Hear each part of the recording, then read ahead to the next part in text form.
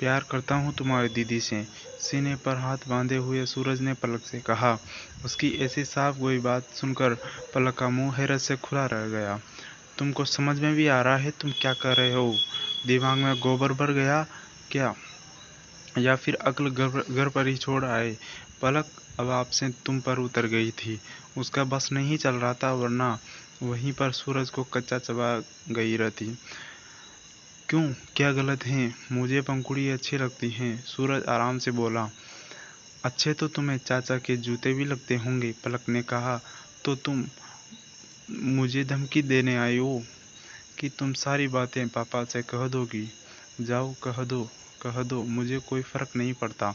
मैंने कोई गलत काम नहीं किया जो मैं किसी से डरूं। मैंने सिर्फ पंखुड़ी से प्यार किया है, और प्यार गलत नहीं, सूरज ने पूरे आत्मविश्वास के साथ कहा। उसका इतना आत्मविश्वास देखकर एक बार के लिए पलक भी सोच में पड़ गई। सूरज ने आगे कहा, घबराओ मत, तुम जैसे सोच रही हो वैसा कुछ भी नहीं करूँगा। बस मैं एक बार पंखुड़ी से बात करना चाहता हूँ। मैं केवल उसके दिल की जज्बात सुनना चाहता हूँ।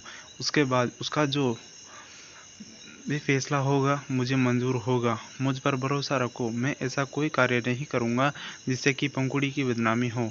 पलक को सूरज की बातों पर सच्चाई दिखी। उसने सिर हिलाकर हाँ कर दिया। स्टेज पर से जैसे ही पंखुड़ी उतरी, सूरज उसका हाथ पकड़कर खींचकर ड्रेसिंग रूम ले गया। सरस्वती पूजा से अबीर गुलाम का मौसम शुरू हो जाता है। सूरज ने सोचा कि ड्रेसिंग रूम खाली होगा, जहां वह इत्मीनान से पंखुड़ी अपने दिल की बात कर सकेगी। लेकिन वहां पर भी कुछ लड़कियां लड़के थे। वहीं पंखुड़ी इस तरह से खींचे जाने पर डर गई थी। अपने डर को छुपाने के लिए उसने गुस्से से सूरज की तरफ देखा। सूरज ने झटके से पंखुड़ी का हाथ छोड़ दिया। अब सूरज को समझ नहीं आ रहा था कि वह क्या करे। तभी उसकी नज़र सामने आ रहे उसी के क्लास पास आउट लड़कों पर गई। एक लड़के ने थाली में गुलाब भर लिया हुआ था। सूरज ने कुछ सोचा और झटके से पंखुड़ी का हाथ छोड़कर आगे बढ़ गया। पंखुड़ी ने चैन की सांस ली। अरे सूरज, कहाँ चला गया था?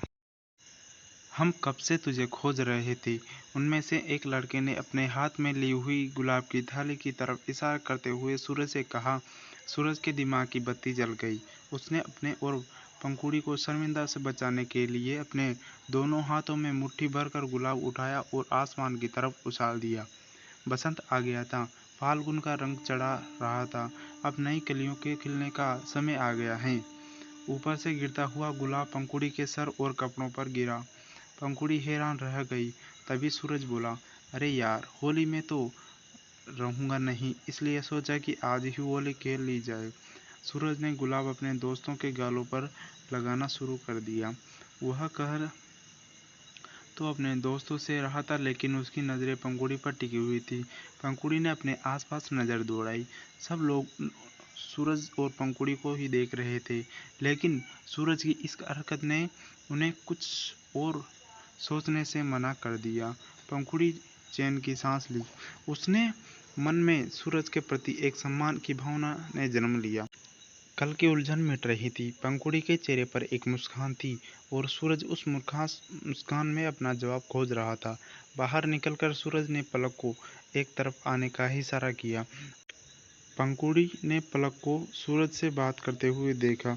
घर जाते वक्त रास्ते में पंखुड़ी ने जब पलक से इस बारे में पूछा, तो पलक ने कहा, दीदी, मेरे ख्यालों से सूरज भैया इतने भी बुरे नहीं हैं जितना कि तुम सोच रही हो। तुम्हें एक बार उनसे बात कर लेनी चाहिए, शायद वो समझ जाएं, और फिर कम से कम मुझसे तो यह झूठ मत बोलना कि तुम उन्हें पसंद नहीं करती। मैंने देखा, उन्होंने जब तुम्हारे ऊपर गुलाब फेंकी तो तुम्हारे चेहरे पर बहुत ही सुंदर मुस्कान फैली हुई थी।